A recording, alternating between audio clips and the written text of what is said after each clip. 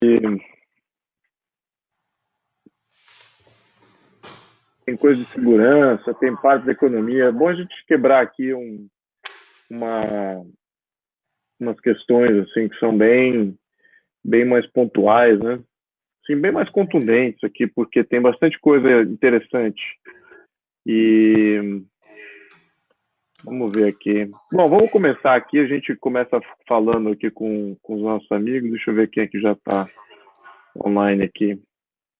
Se já deu o. Deixa eu só dar uma olhada aqui.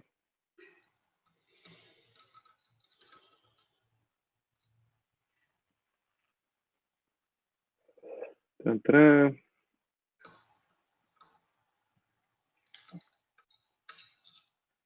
Bem, vamos lá. Boa noite, meus amigos. Já estamos ao vivo aqui. Estamos com está ficando meu amigo, né?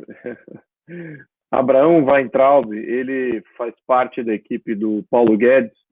E o que a gente está querendo fazer aqui é falar do que a mídia não falou, né? Eu acho que tivemos aí várias oportunidades de poder, ao menos da mídia, entrevistar os candidatos, e de fato a gente não conseguiu ver ainda planos de governo começarem a ser debatidos, em função da mídia estar buscando aí temas um pouco mais bombásticos e pautas mais pessoais, e não busca o que é de fato o plano, não começa a falar do plano, o que tem sido cogitado com as equipes que estão trabalhando aí, e trabalhando muito.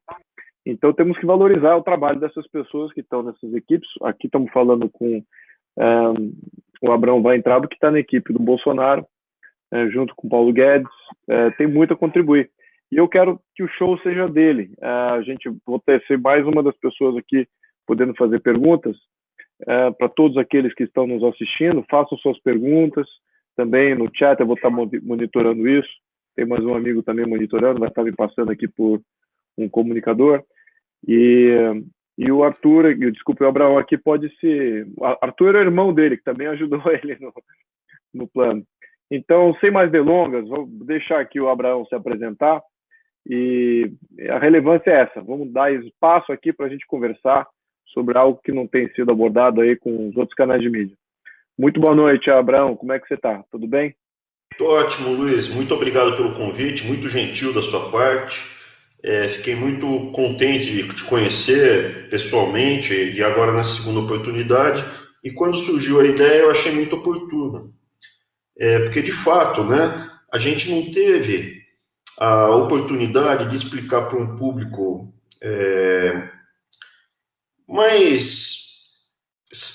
um público mais seleto os detalhes do plano. Primeiro, se você pegar, ele é todo feito em PowerPoint. O mais importante, esse daqui não é trabalho meu, só de uma pessoa, tem um número grande de pessoas envolvidas, são vários times de agricultura, de economia, de energia elétrica, são times de professores com PhD. Você é economista, né, Abraão? Você pode falar um pouquinho. Eu sou economista, mas apesar disso eu tento ser uma boa pessoa, assim, eu procuro controlar o dismal science, né?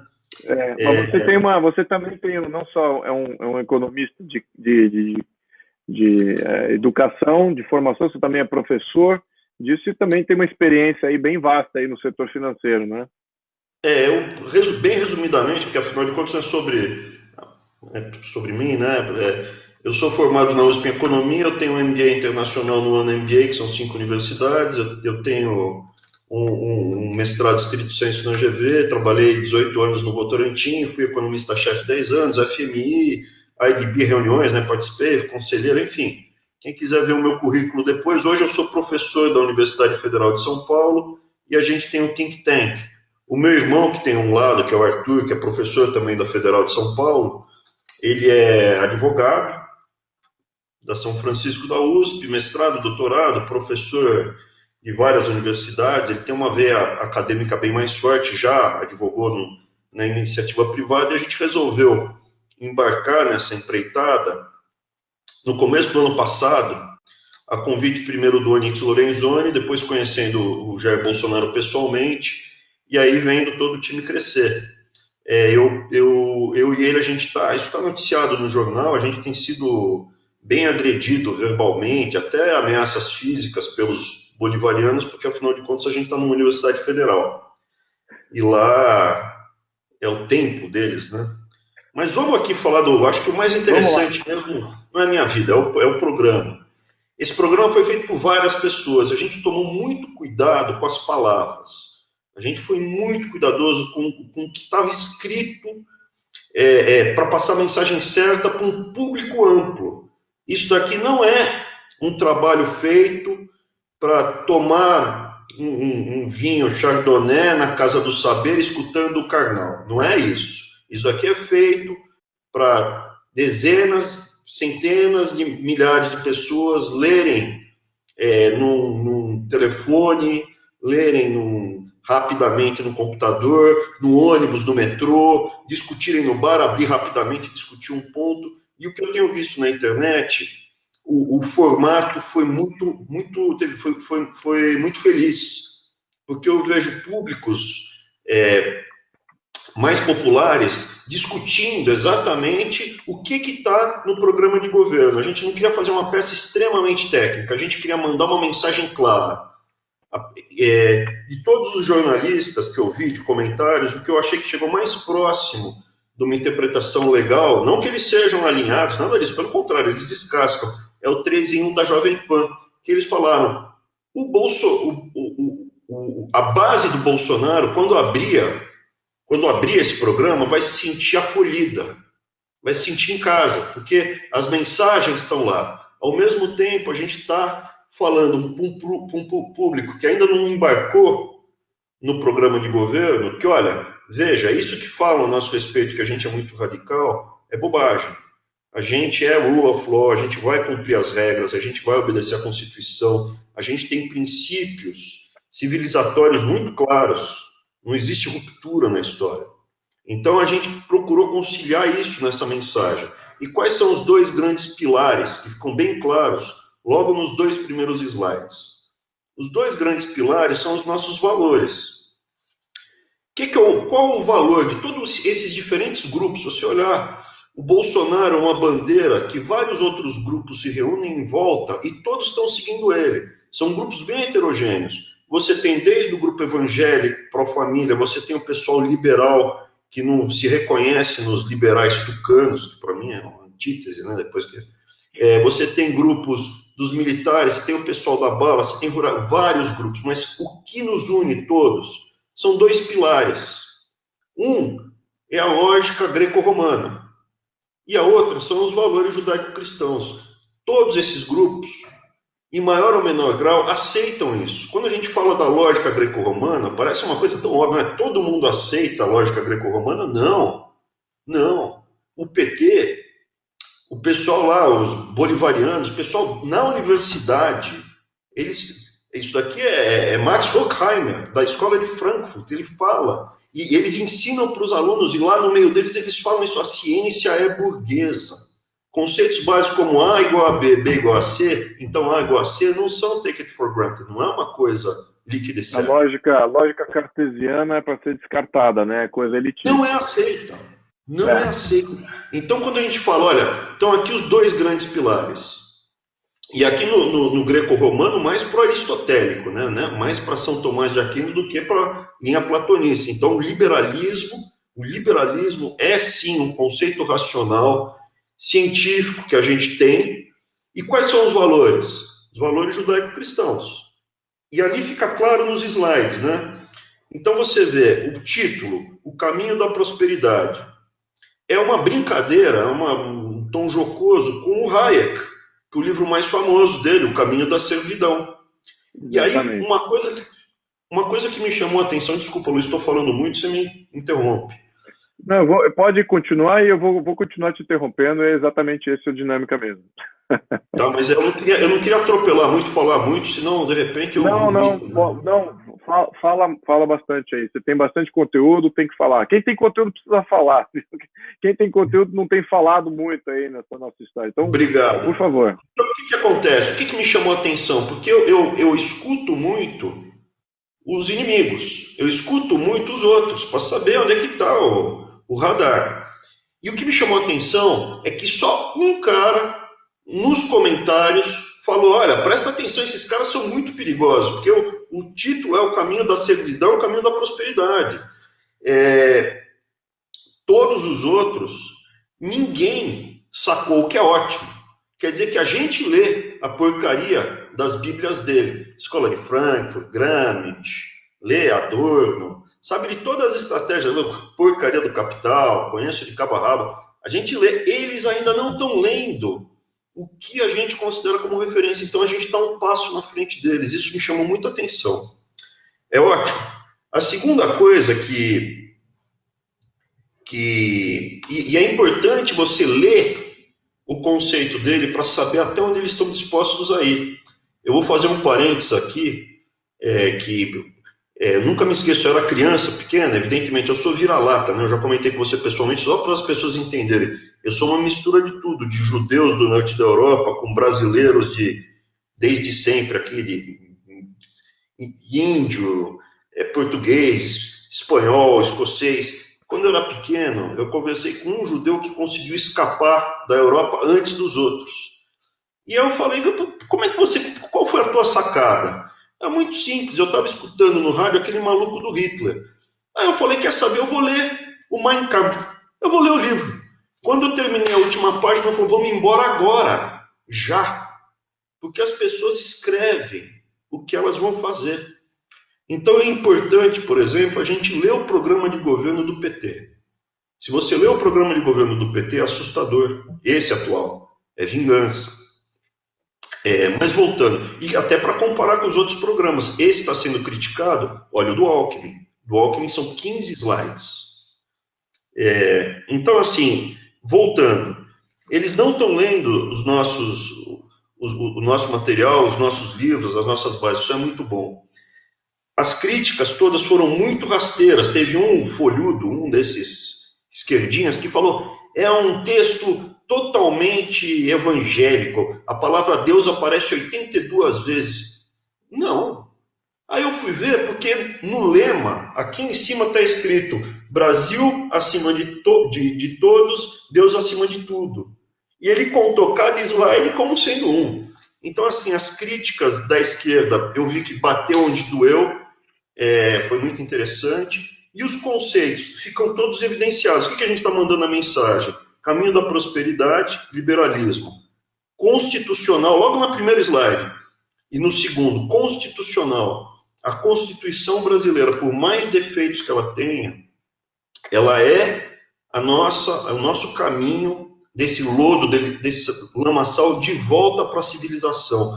Não existe civilização sem cumprir as leis. E hoje a Constituição está sendo descumprida. A Constituição precisa ser cumprida ipsis literis. Se a gente usar a Constituição ipsis literis, com base, que tem uma base de juristas fortes, que a gente já conversou aqui com o Luiz, de professores das principais universidades da Europa, Universidade de Milão, Heinz, Sorbonne, tem professores, enfim, a gente está trabalhando com soluções, usando a Constituição brasileira para a gente sair desse lamaçal. Eficiente, a gente tem que buscar eficiência. Gasta-se muito pouco com saúde e educação. A gente vai ver que o que o Brasil gasta é no mesmo patamar que os países que estão em boas posições gastam. A gente gasta como os ricos e tem resultado dos pobres. Como essa questão do museu que pegou fogo. Faltou 500 mil reais. O reitor da Federal do Rio recebeu mais do que o repasse para o museu. 3 bilhões e 600 de orçamento para a Federal. Então, eficiência. Constitucional, eficiente. Aí vem uma terceira palavra, que foi uma contribuição do Paulo Guedes. Ele traduziu uma insatisfação que eu tinha desses liberais, sei lá, xaropes, porque o liberalismo ele não é economia. O liberalismo é uma linha de pensamento filosófica. É como você encara a sua vida. Eu sempre achei que só discutir economia, de saída, você perde o jogo. Então, fraterno, ele resumiu tudo isso na fraternidade, mas não na fraternidade piegas ou naquela fraternidade de ficar amparando. É muito mais a pessoa que tem liberdade de tomar suas próprias escolhas, que a base do liberalismo é essa: eu vou escolher dentro do que eu posso escolher e vou viver com os frutos da minha escolha na tentativa de ser o mais feliz possível ou minimizar a minha dor. Essa é a base do pensamento liberal, que também é a base da microeconomia, que é da parte da economia mais desenvolvida, mais robusta, né? E faltava o quê? A fraternidade, porque eventualmente você cai no chão. Ao longo da sua vida você pode tomar decisões erradas. E o Estado que não ampara deixa uma parte da sociedade vulnerável para os populistas. Então, essa a sacada da fraternidade, eu acho que foi muito legal do Paulo Guedes trazer para o conceito. Então, o contexto aqui, acho que é como atingir a fraternidade, né? Porque você tentar regulamentar a bondade e falar para todo mundo, agora vocês têm que ser bonzinho, e vai ser bonzinho dessa maneira, então temos que tributar e regulamentar, burocratizar para garantir que todo mundo seja bonzinho. Então aí é que a gente tem que entender uma outra pegada de como naturalmente fazer com que a sociedade se transforme fraterna, com regulamentações que sejam minimalistas, mas que preservem exatamente essa bondade natural que existe na sociedade. Então, enfim, vamos chegar lá. A gente estamos começando aqui, pessoal. Olha, só para a gente dar uma quebrada aqui, compartilhem isso com seus amigos. Vamos estar aberto a perguntas. Por favor, coloquem as perguntas aqui no chat, a gente vai entretendo. E a gente vai fazer aqui uma pequena introdução aqui do plano, entrando em alguns detalhes, e abrir para as perguntas, tá? A gente vai estar também mostrando, eu acho que tem uma pessoa que consegue mostrar na cena aqui dessa conversa, o plano de governo do qual o Abraão está falando aqui. Tá? Vai mostrar alguns slides aqui que a gente está falando, do qual a gente está falando. Então, retoma aqui a liderança aqui, Abraão. Então, a gente tomou muito cuidado com as palavras. O caminho da prosperidade, como a gente comentou, né?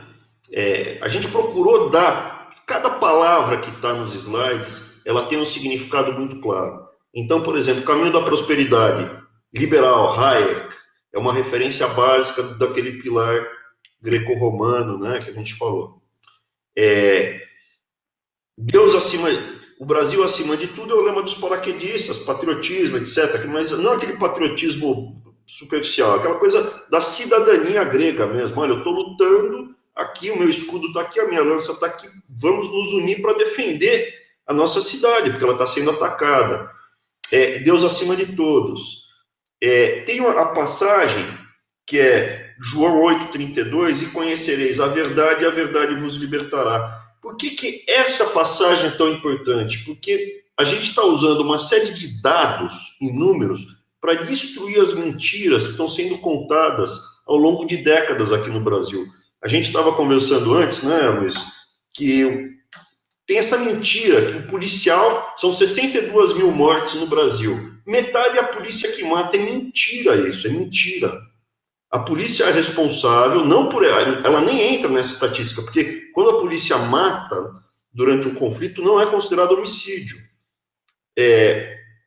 A polícia mata menos de 1.500 pessoas por ano no Brasil. Então, assim, 62 mil pessoas são mortas por bandidos, não pela polícia. E a esquerda fala que metade, ou então subentende, se a gente vai ver mais adiante, que grande parte é responsável. Então, a verdade vai libertar o Brasil. Então, todos esses conceitos são importantes. No segundo slide, a gente tem o quê? Propomos um governo decente. Então, existe essa preocupação da decência muito claramente. Brasil livre, né? Queremos um Brasil livre, que seja decente. Só para reiterar, antes de avançar, Abraão, só para reiterar, então, aqui temos um dado importante, né? Que a gente escuta bastante, que há 60 mil mortos por ano, isso é um fato. No entanto, somente uma fração muito pequena desses 60 mil homicídios são mortos por policiais, correto? O resto é bandido, é criminoso. qual que é o né? percentual de mortes pelos policiais, desses 60 mil? Não, esses 62 mil, veja, a conta que eu fiz, tá no programa de governo, são 62 mil mortes em 2016 e 1.300 mortes policiais, fruto de ações policiais. Então, somado os dois números juntos, daria 64 mil mortes por ano. Se Sim. você descontar os dois estados onde mais a polícia mata, que um é a Bahia, que é governada pelo PT, Uhum. e o outro é o Rio de Janeiro, governado pelo Sérgio Cabral, que é aquela família de esquerda, a vida inteira esquerda, né? Uhum. Cai para um número baixíssimo, porque 2/3 é Rio de Janeiro e Bahia, 1/3 é o resto do Brasil. A gente está falando de menos de 500 mortes por ano de ações policiais no Brasil. É menos de 1% do total das mortes violentas, né? Perfeito. Então, a, A a gente volta síntese para o aqui é número que depois. dos 60 mil, boa parte são bandidos combatendo bandidos e bandidos matando inocentes. Então, Exatamente. desse número aí, acho que essa que é a Quando eles, realidade. quando eles falam de genocídio, o Estado brasileiro está promovendo um genocídio. Veja, genocídio seria a família do meu avô lá na Polônia veio o exército nazista e matou, exterminou todo mundo. Ali não é uma parte do Estado brasileiro, uma parte legítima da sociedade brasileira matando grupos. São bandidos, Né? gente que está à margem da sociedade que estão matando pessoas. É. É, Eu então, estou vendo um slide aqui, Abraão, que é interessante, que é os, os estados que são comandados aí pelos partidos participantes do Foro de São Paulo, os índices de criminalidade são muito altos. não, E não sei se você quer ir já direto para esse ponto, que é um dos que eu mais me divirto, você quer seguir o ritmo, porque esse daí é a parte engraçada, né? A gente vai dar risada disso aí, porque infelizmente, né? é Então, eu só estou um. passando aqui, você estava falando de segurança, então estou seguindo aqui no tema segurança, eu já pulei para isso.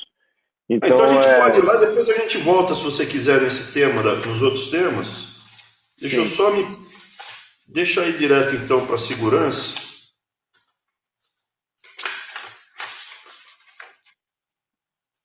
tem um mapa, né, que a gente vai mostrar aqui. É o slide 24, né? É Uhum. isso aí. Segurança e combate à corrupção. Então, o que acontece? A gente procurou o quê? Criar as circunstâncias para mostrar que o Brasil está em guerra, mas não pela nossa palavra. Quem define que o Brasil está em guerra é a própria inteligência de esquerda. Tem um documentário recente, feito pela Globo, espero que não com Lei Rouanet, né? Mas acho difícil. E isso está divulgado, chama-se A Guerra do Brasil, documentário, quem narra é Lázaro Ramos e foi feito recentemente, dezembro de 17. E esse documentário, ele fala de alguns números, né? 60 mil homicídios por ano no Brasil, dá mais do que 92 países juntos. Daí tem uma mentira que o pessoal fala, que é assim, não, mas Estados Unidos mata muito também por causa do capitalismo, porque tem arma. Estados Unidos são 14 mil mortes por ano, com uma população 50% maior. Fazendo a correlação, seria como no Brasil 9 mil homicídios por ano. Isso é praticamente nada em termos de 100 mil habitantes, que é como se mexe. Então, em vez de 62 mil mortes, seriam 9 mil mortes se a gente tivesse a mesma quantidade dos Estados Unidos. No Brasil, o próprio documentário fala 786 mil pessoas foram assassinadas entre 2001 e 2015, que é mais do que a guerra do Iraque, que foram 268 mil, e mais que a guerra da Síria, que é 330 mil. E quem é o culpado, segundo o documentário? São as armas de fogo. Como assim? Porque 7 em cada 10 mortes são armas de fogo. Faz o menor sentido, né? Foram os martelos Não, que mataram, o prego que matou. A arma de fogo é um bicho inerte. É um ser inerte, né? E sendo que, mesmo que não tivesse arma de fogo nenhuma envolvida, a gente ainda teria 30%. Com 30%, a gente ainda teria uma quantidade muito grande de homicídios no Brasil. mesmo sem arma de fogo.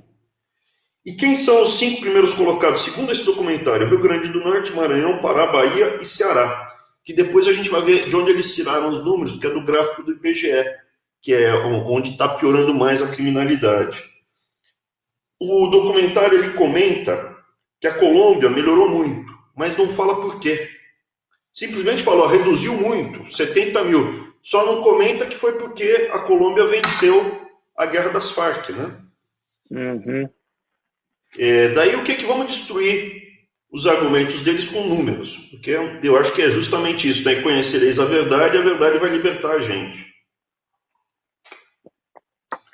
Se você pegar a maior parte dos países desenvolvidos, Estados Unidos, Canadá, o Canadá tem uma arma por casa, até as pessoas têm, não pode ter arma curta, não pode ter um 38 de 2 polegadas. Se for de 6 polegadas, pode ter. Mas quase todo mundo tem uma espingarda em casa. Até por uma questão de uso, de proteção, eles têm esse hábito. E nos Estados Unidos tem muita gente, tem muita arma. Na Alemanha o pessoal tem arma, na Suécia, Noruega, Finlândia, em Israel todo mundo tem arma.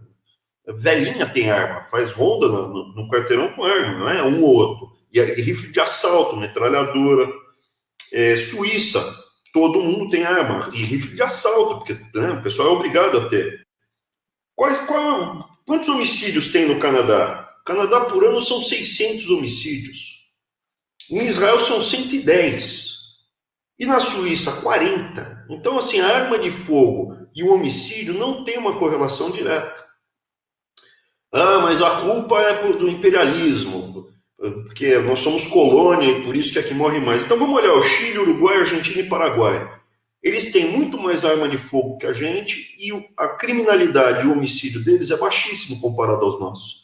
Então não é a arma de fogo que gera...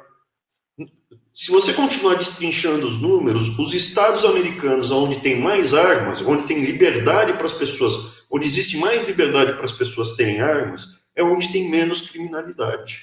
Então nos Estados Unidos, por estado, quando você compara, porque existe aquele jogo, né? Mas no Japão não pode ter arma. Mas o Japão é uma sociedade homogênea que o Tokugawa, lá no século XVII, ficou 200 anos com o samurai podia decepar qualquer um que se comportasse mal. Então, durante 200, 300 anos, qualquer transgressor era decepado na hora. Então, a cultura deles é outra, uma ilha. Se você olhar em Malta, a criminalidade vai ser mais baixa. Não dá para comparar alhos com bugalhos. Então, comparando sociedades parecidas, né? Os estados americanos, Brasil, Chile, Uruguai, Argentina, a gente pode chegar à conclusão que a quantidade de armas tem uma correlação negativa com a criminalidade. Se você tem liberdade para ter arma em casa, cai a quantidade de crime, não aumenta. É isso que os números mostram. E aí é importante, outra mentira que a esquerda fala, o que está sendo proposto é você permitir a pessoa ter a posse de arma. Não é porte de arma. Posse de arma é você ter a arma em casa. Posse de arma é você manter a arma, ou se você for transportar, ela vai desmuniciada no porta-mala do seu carro. O porte de arma vai continuar tendo mais restrições e vai ser mais difícil de conseguir o porte. Não é que vai ser... Mas é importante saber essa diferença. Ah, mas hoje já pode ter. Não pode. As restrições estão cada vez mais difíceis, a burocracia é boçal, o custo para você tirar os registros, todos os certificados é grande, então não é verdade isso que eles falam. O slide seguinte são os fatos, né? Que os 5 primeiros colocados na violência são regiões onde você teve a vitória da esquerda, a esquerda entra, logo depois que ela entra, você começa a ter a droga penetrando a fundo na sociedade. Então isso é importante ver a correlação. Onde a esquerda vai, a droga vai atrás. Ah, mas é uma coincidência. Em São Paulo a gente chegou até a ter bolsa crack, né? E a segunda coisa que chama atenção é que a Farc, ela era participante do Foro de São Paulo. A Farc, as Forças Armadas Revolucionárias da Colômbia, que controlam a droga na América do Sul, a principal organização ligada à droga hoje na América do Sul, produção, tráfico, etc., é a Farc. Ela foi convidada de honra do PT no Foro de São Paulo durante muitos anos, inclusive chegou a contribuir para o PT. Eu vi, se você olhar, procurar no noticiário, tem as informações que chegaram a pegar a contribuição da Farc. Então, assim, o que acaba acontecendo? Essa correlação entre droga e esquerda. E não acontece só no Brasil, você vê correlação Honduras, Nicarágua, El Salvador, Venezuela. Aí vai para aquele gráfico, que aquele mapa que você gostou, que é o Brasil, né, que é o mapa do Brasil. Não sei se você tem como colocar aí, que é o slide 27. Que você vê nitidamente que os estados onde você teve a maior piora no nível de homicídios, esse gráfico, esse mapa daí é do IBGE, não tem manipulação. A única manipulação que houve é colocar as estrelinhas e a foice e o martelo, que é Maranhão, Ceará, Bahia, Rio Grande do Sul, Ceará, onde vai droga e violência, criminalidade sobe. O slide seguinte, a gente volta para a questão da polícia, né? Que é, então, a culpa mais mentira, a polícia é que mata, que é responsável por muitas mortes. Se você pegar, nem para aí, assim, mas onde você escutou a esquerda, o pessoal falando isso? Olha, é tão difundido que a polícia é responsável pelo número de homicídios no Brasil, que na entrevista, no Canal Livre, que o Jair Bolsonaro fez no dia 19 de novembro de 2017, o Fábio Panunzio, que não é um dos caras mais radicais, Fábio Panunzio falou, está na parte do vídeo no YouTube, está 34 minutos e 30 segundos. Metade dos 60 mil homicídios são causados pela polícia. Ele disse textualmente. Daí o Bolsonaro, não, 30 mil mortes. 30 mil pessoas são mortas pela polícia anualmente no Brasil. É mentira isso. É mentira. São 1.300, o número oficial do IBGE, 1.374. Ele não se corrigiu. Ele poderia, não vi pelo menos ele se corrigir mais tarde. No Jornal Nacional, um debate agora recente, na entrevista recente do Jornal Nacional, o que chamou a atenção? Eles voltando a insistir. A Renata Vasconcelos não chegou a falar em número, mas ela fala, a bala perdida da polícia, a polícia vai atrás, vai matar muita gente. Quando essas 1.374 mortes não são fruto de balas disparadas pela polícia. É na troca de tiro, pode ser arma disparada pelo bandido, é em ação policial.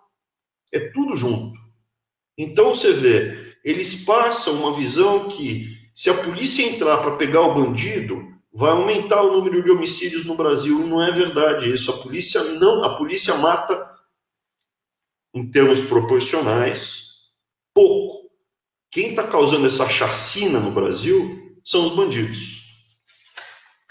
E não é pouca coisa, né? Se você pegar, desde o primeiro foro de São Paulo, na década de 90, é mais de 1 milhão de brasileiros mortos. 1 milhão é um número muito grande. São poucas guerras que geram tantas mortes. E aí a gente compara, né? Se você pegar, fizer a conta, né, que eu falei, tira a Bahia, tira o Rio de Janeiro, o número cai para 472 mortes de pessoas em conflito. Quando tem um conflito bandido-polícia, entre bandidos e transeuntes, são 472 pessoas que morrem. E quantos policiais morrem por ano no Brasil? É mais de 500. Depende da estatística que você pegar, mas invariavelmente são mais de 500 policiais mortos por ano.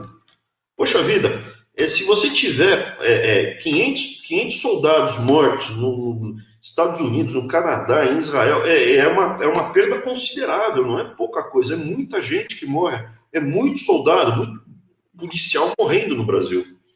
E uma das coisas que a gente propõe é que esses heróis que estão defendendo o tecido social da sociedade, agora morreram 3 soldados no Rio, né, da intervenção, eles não sejam esquecidos. Você já tem construído lá em Brasília o Panteão da Pátria e da Liberdade. Faz como num país correto. Recebe a família, coloca o nome do herói no muro, já está construído, só põe no muro. O nome, entrega a bandeira para a família, para o filho, e diz, obrigado pelo sacrifício, né? É um mínimo para a pessoa sentir que não foi em vão o sacrifício do pai ou da mãe dele, né?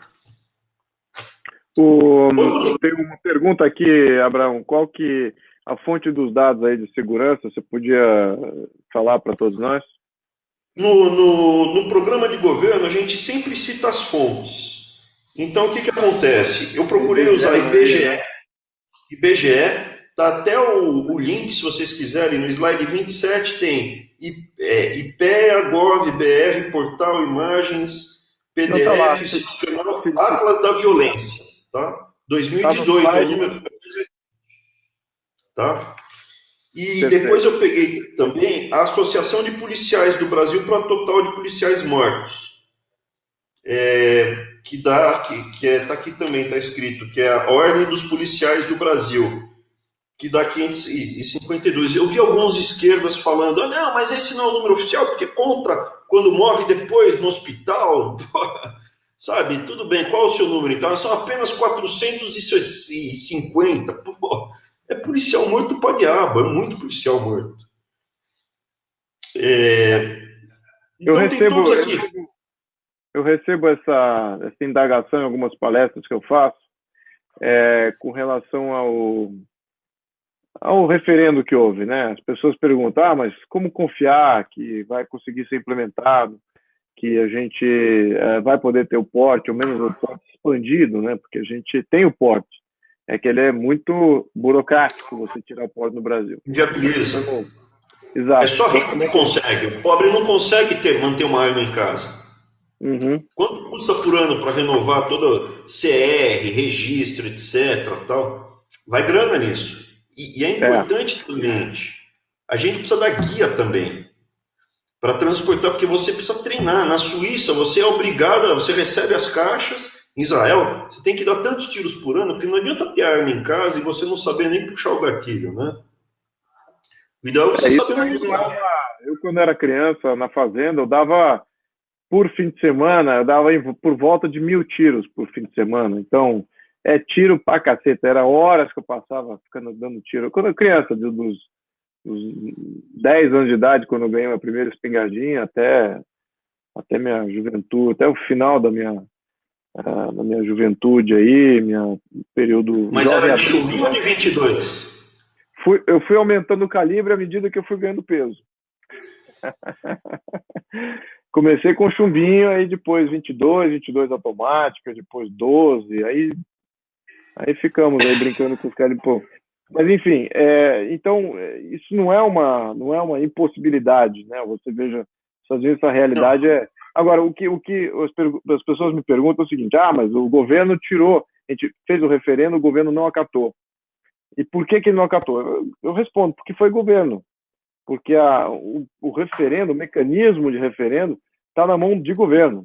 O mecanismo de referendo, você fazer um plebiscito, fazer um referendo popular, não pode estar na mão de governo, não pode estar na mão do Congresso, não pode estar na mão do Poder Executivo, não pode estar, tem que estar na mão do poder de Estado. Tem que ser agências de Estado que comandam essa implementação. Então, se o povo se manifesta em favor de alguma coisa via referendo, quem implementa é o Estado, não é uma coisa...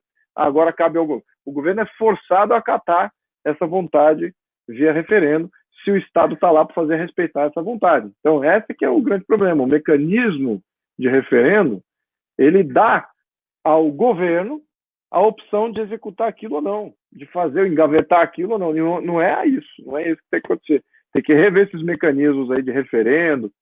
Isso eu faço em todas as palestras aí pelo Brasil e explico o porquê que o referendo das armas não deu certo. Foi por causa disso, porque o referendo não é um mecanismo do Estado brasileiro, é um mecanismo em que o governo interfere também nesse quesito. Então, a vontade popular ela não se manifesta de uma maneira direta. Bom, vamos passar aqui com relação à segurança, acho que foi muito legal o que você pontuou aqui. Só mais uma coisa, a segurança... Se você me permitir, Luiz, a gente não fala que é só uma questão de armas. Se você me passar para o próximo slide, que eu acho que o principal não é só ter arma. É só passar mais um slide. O slide 30. O 30º. É uma coisa importante isso daqui. Porque não é a arma é para emergência. É mais um, por favor. Esse aí. A arma é uma emergência. Então deu tudo errado. deu tudo errado, o Estado faliu e tal, aí você segura. Para você baixar a criminalidade, uma das coisas mais importantes é botar na cadeia. E aí, mais dados. Não precisa, eu posso olhar vários países, você vai ver, mas tem que comparar as mesmas sociedades. Não dá para comparar. No Japão tem pouco encarceramento, tem que comparar sociedades e culturas parecidas. Então, vamos olhar o Brasil. Em cima está o mapinha do Brasil do aumento da criminalidade. Em azul, que é para... Lembra daquele mapinha? Em azul está o nível de encarceramento.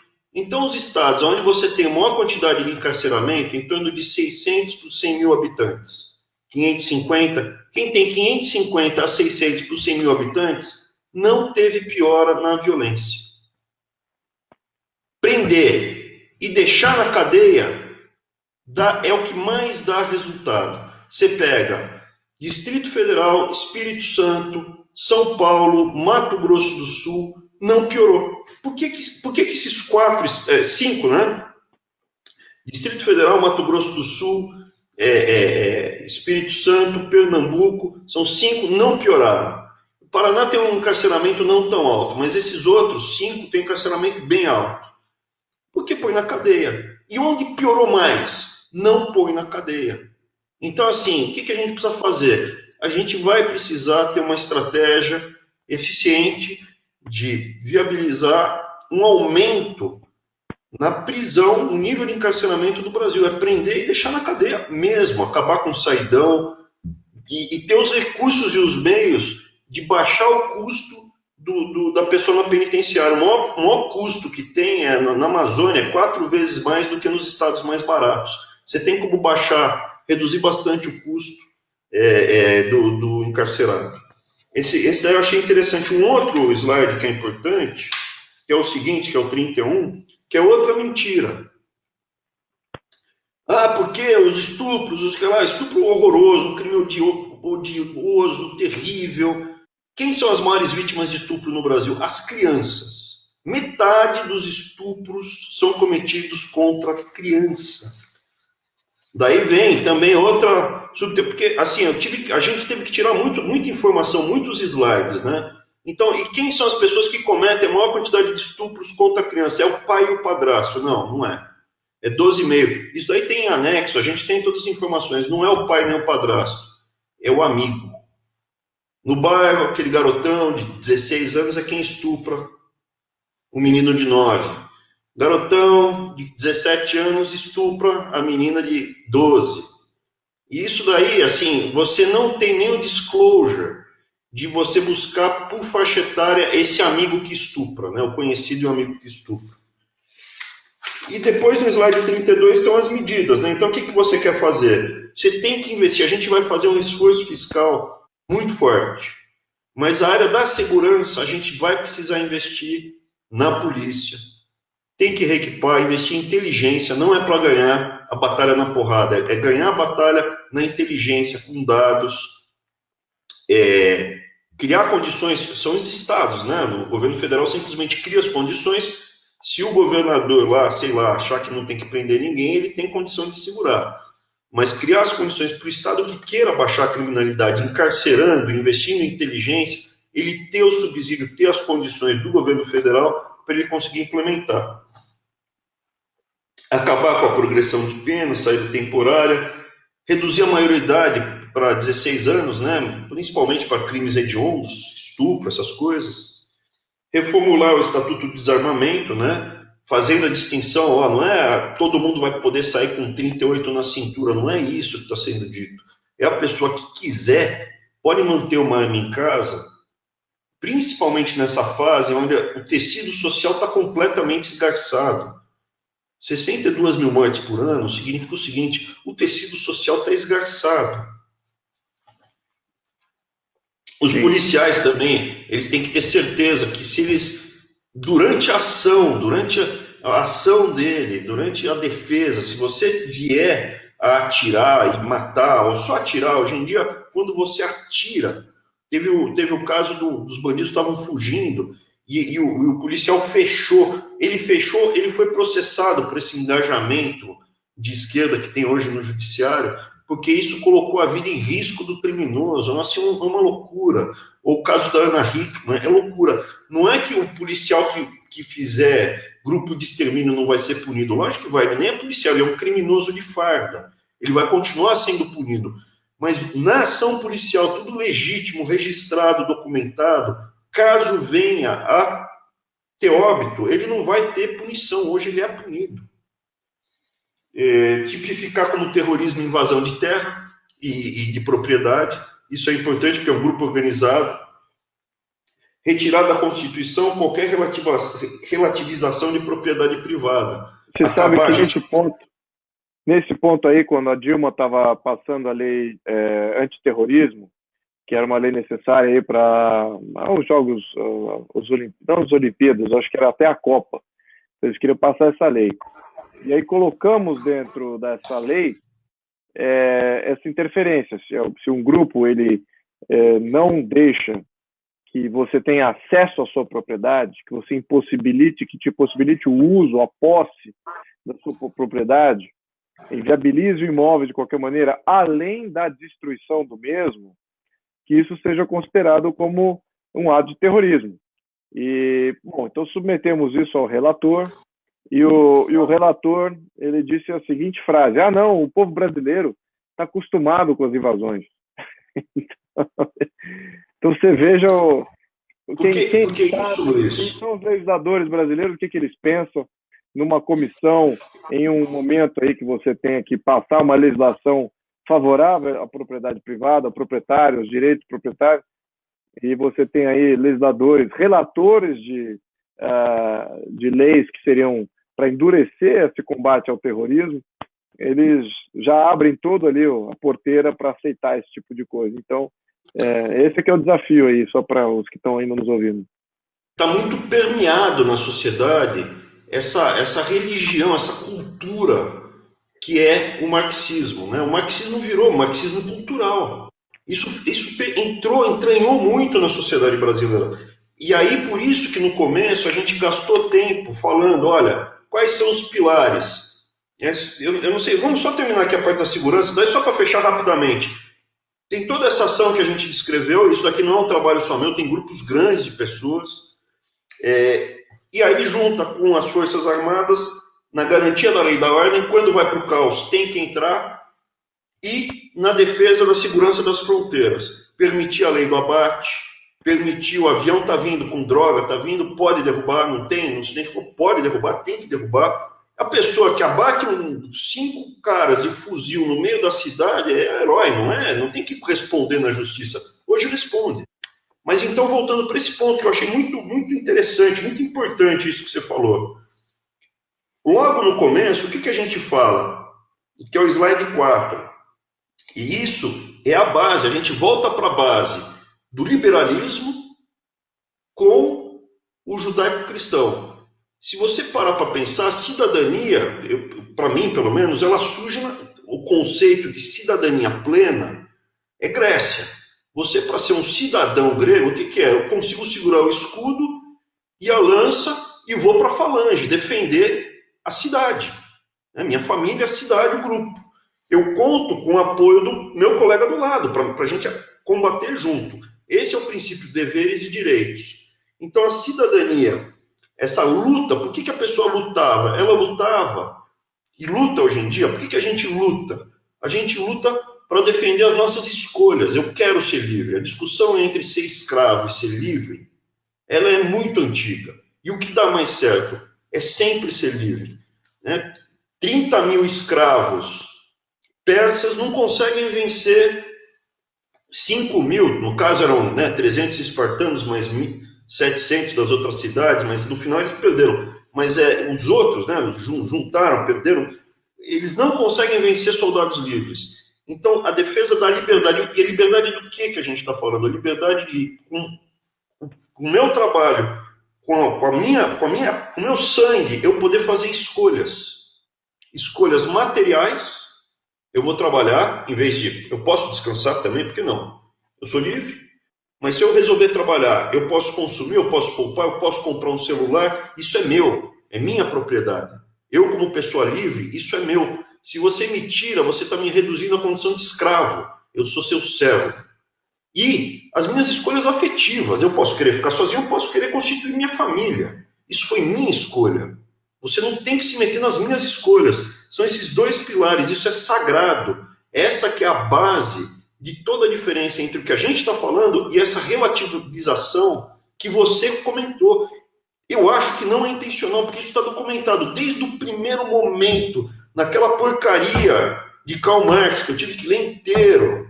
Valor 1 e 2 na USP. Está escrito N vezes. Enquanto tiver família, a gente não vai conseguir mudar a sociedade. A gente tem que acabar com a família. Tem que acabar com a família. Ele até citava lá, eu lia para o Arthur, no caso, eu estava na faculdade, eu lia. Falei, esse cara é louco? É, estou lendo para você. E você vê que os experimentos iniciais mais comunistas, por exemplo, os kibbutz, não havia família. As crianças não cresciam junto com os pais, elas iam para uma casa, que era o lar das crianças, e ficava com as crianças, separadas dos pais.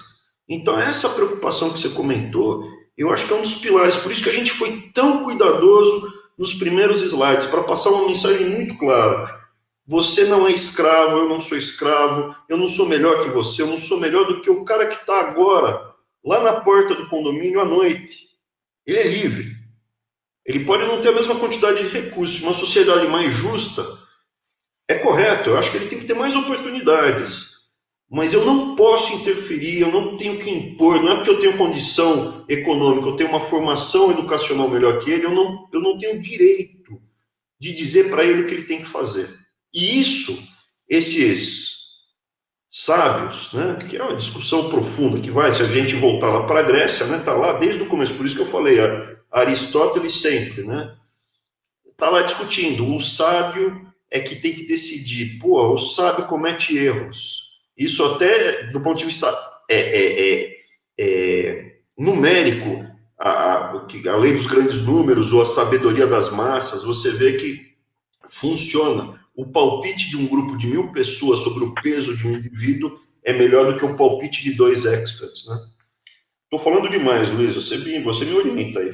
Vamos lá, a gente matou aqui a questão de segurança, acho que a gente já passou uma boa ideia. Temos aqui outros pontos que são interessantes.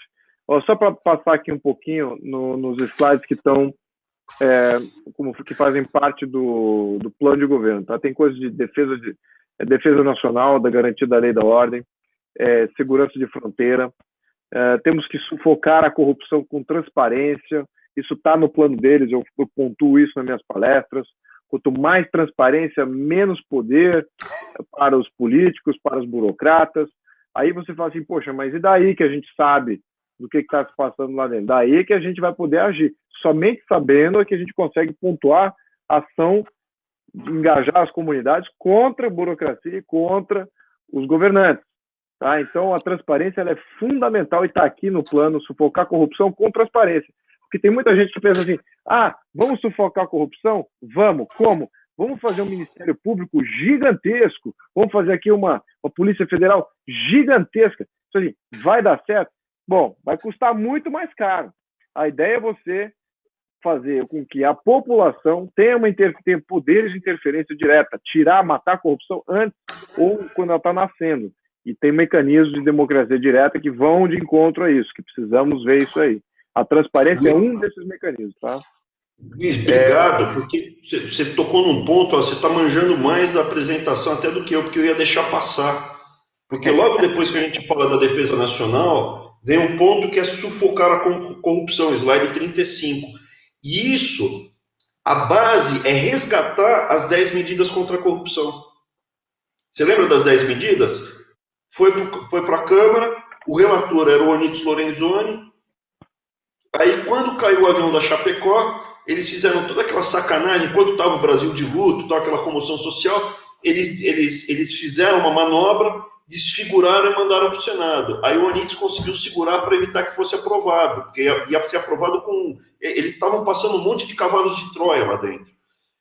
Uma das coisas é voltar trazer de volta isso e aprovar as 10 medidas contra a corrupção do jeito que ela tinha sido encaminhada. E quem é a pessoa que estava tocando isso lá no Congresso? É o Onyx Lorenzoni, que é a pessoa que o Jair Bolsonaro tem como futuro ministro da Casa Civil. Está muito próximo do Jair Bolsonaro, é ele que está organizando toda, inclusive, a base de apoio que o Jair Bolsonaro hoje já tem, que deve estar em torno de uns 130 deputados que já apoiam ele. É ele que é uma das pessoas que está costurando isso. Então, assim, as 10 medidas contra a corrupção, resgatar e aprovar, é uma das primeiras prioridades. Aí vai sair rápido, assim, a gente quer fazer uma da... Top, obrigado, viu? Foi importante isso. A gente pode falar de um pouquinho de economia ou você acha que podemos passar por isso? Tem bastante coisa. Eu queria falar, pontuar algumas coisas aqui. Mas uma coisa, assim, são duas coisas que são importantes. Essa primeira das 10 medidas, eu não sei do cabo da Ciolo, mas o Jair Bolsonaro é o único que está falando em resgatar. É o único que está falando, vai voltar, vai ter, está aqui no plano de governo. E a gente se preocupou muito com o plano de governo, por exemplo, com o que ia estar escrito. Porque isso daqui é até um compromisso legal. Por isso que a gente estava falando em reduzir os ministérios para alguma coisa pela metade, né? Hoje tem 29, reduzir pela metade. 14, 16, ainda não estava certo, porque ainda tem uns nomes para acertar, o que junta com o quê. Então, mas a questão do que está escrito aqui é um compromisso claríssimo.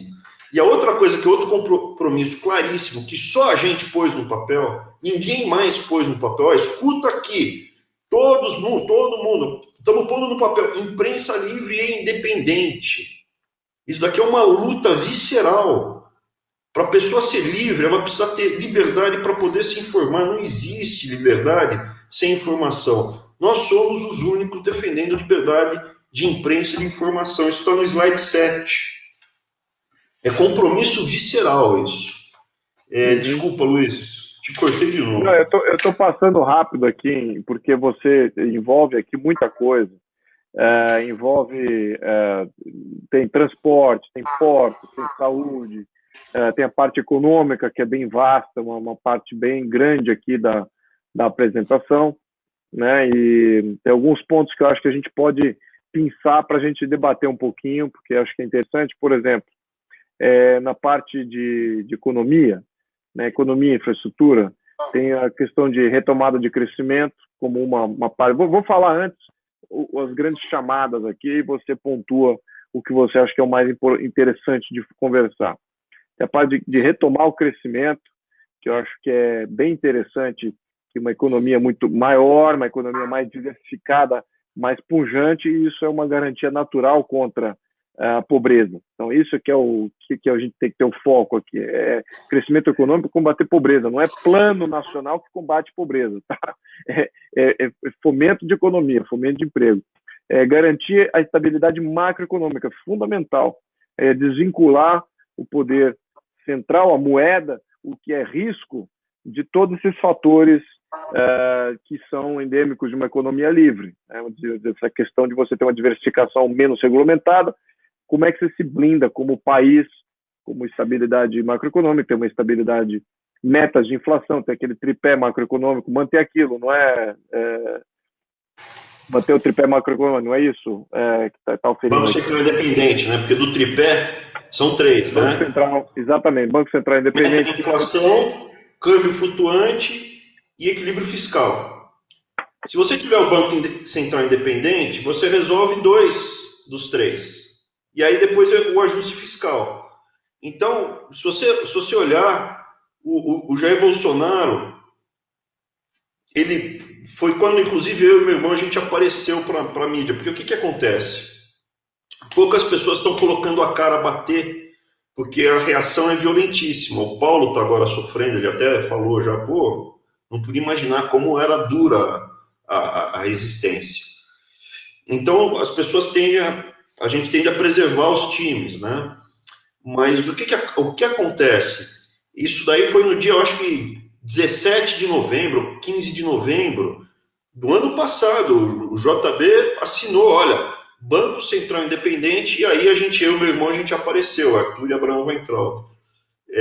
Então, o Banco Central Independente é uma característica assim, Talvez para fazer um wrap-up, né? Fazer um resumão. Economia é uma ciência. Assim como não existe física latino-americana, não existe química asiática, existe química, existe física. A lei da gravidade no Brasil é igualzinha à do Japão, não tem mudança. Economia é a mesma coisa. Se você pegar as coisas que dão certo nos países que dão certo e aplicar aqui, o resultado vai ser parecido. Então, se você copiar o que é feito no Chile e aplicar aqui, a renda per capita do Brasil tende a ficar próxima da renda per capita chilena. Aliás, o Brasil tem mais potencial que o Chile. São duas coisas, né? Se você misturar Max Weber, tem os fatores culturais também.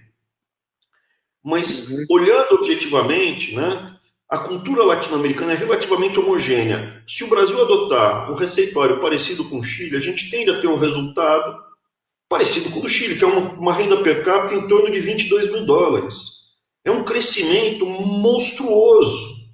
Se a gente conseguir dar estabilidade para o país, privatizar, deixar as pessoas, esquecem, sabe todas as suas preocupações de invasão, roubo, garantir a propriedade privada, rule of law, judiciário, né? Hoje o judiciário é um problema, você tem dúvidas legais hoje no Brasil pertinentes.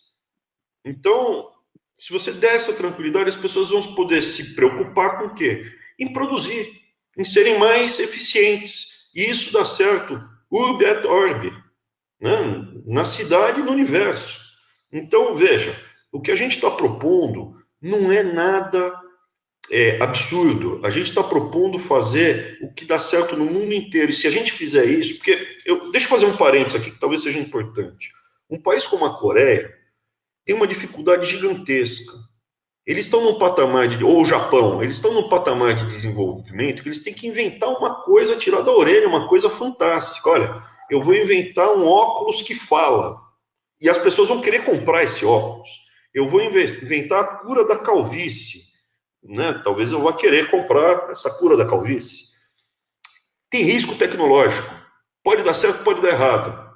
O que o Brasil precisa fazer, basicamente, são investimentos em áreas de infraestrutura, onde a tecnologia está dominada desde o final, completamente dominada, desde o final do século XIX. Você precisa o quê? Se o Brasil investir, resolver o problema de Porto, vai gerar um monte de investimento, um monte de crescimento, um monte... Bom!